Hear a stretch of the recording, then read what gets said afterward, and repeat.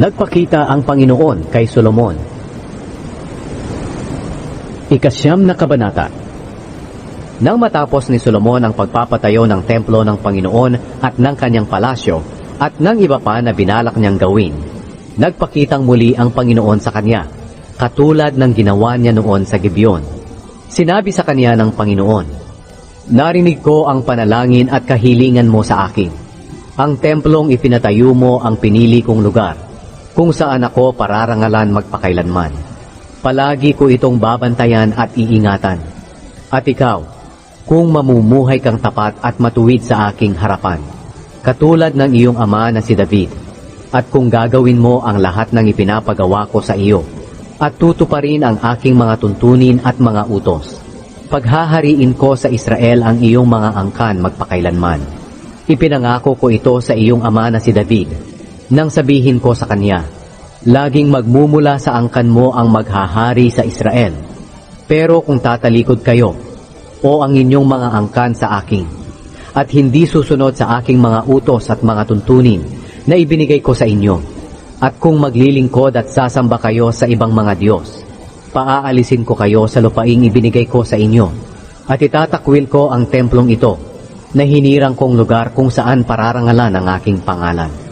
Pagkatapos kukutsain at pagtatawanan ng lahat ng tao ang Israel, at kahit maganda at tanyag ang templong ito, sisirain ko ito. Magugulat at mamamangha ang lahat ng dumaraan dito, at painsultong sasabihin, bakit ginawa ito ng Panginoon sa lupain at templong ito? Sasagot ang iba, dahil itinakwil nila ang Panginoon na kanilang Diyos, na naglabas sa kanilang mga ninuno sa Ehipto, at naglingkod sila at sumamba sa ibang mga Diyos. Iyan ang dahilan kung bakit pinadalhan sila ng Panginoon ng mga kapahamakan. Ang iba pang naipatayo ni Solomon. Matapos na maipatayo ni Solomon ang 2 gusali, ang templo ng Panginoon at ang palasyo sa loob ng 20 taon, ibinigay niya ang 20 bayan sa Galilea kay Haring Hiram ng Tyre. Ginawa niya ito dahil tinustusan siya ni Hiram ng lahat ng kahoy na sedro at sipres at ng ginto na kanyang kailangan. Pero nang pumunta si Hiram sa Galilea mula sa Tyre para tingnan ang mga bayan na ibinigay sa kanya ni Solomon, hindi siya nasiyahan dito. Sinabi niya kay Solomon, "Aking kapatid, anong klaseng mga bayan itong ibinigay mo sa akin?" Tinawag ni Hiram ang lupaing ito na Kabul, at ganito pa rin ang tawag dito hanggang ngayon. Nagpadala roon si Hiram kay Solomon ng 5 toneladang ginto.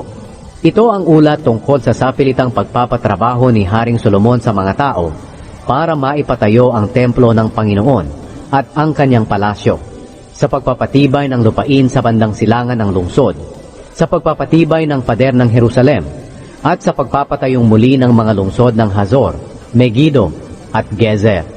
Nilusob ang Gezer at tinagaw ito ng paraon na hari ng Ehipto.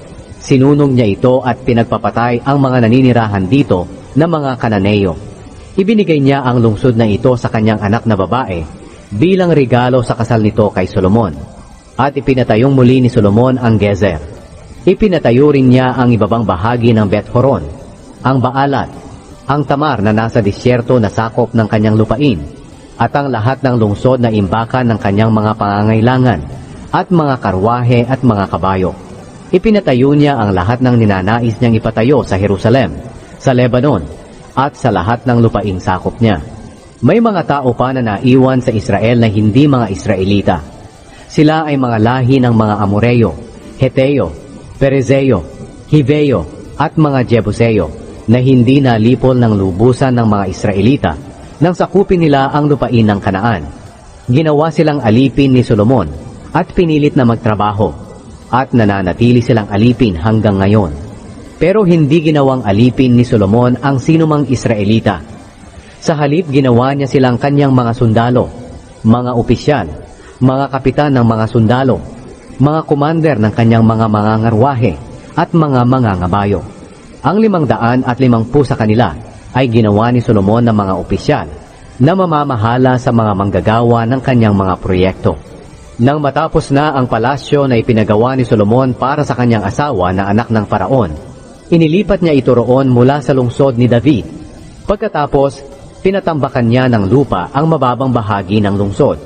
3 beses sa bawat taon, nag-aalay si Solomon ng mga handog na sinusunog at mga handog para sa mabuting relasyon doon sa altar na ipinagawa niya para sa Panginoon. Nagsusunog din siya ng mga insenso sa presensya ng Panginoon. Kaya natapos ni Solomon ang pagpapatayo ng templo. Nagpagawa rin si Solomon ng mga barko sa Ezion-Geber, malapit sa Elat na sakop ng Edom, sa dalampasigan ng Dagat na Pula. Nagpadala si Hiram ng mga marino na bihasang mandaragat, kasama ng mga tauhan ni Solomon. Naglayag sila sa Ophir, at bumalik sila na may dalang 15 toneladang ginto, at dinala nila ito kay Haring Solomon.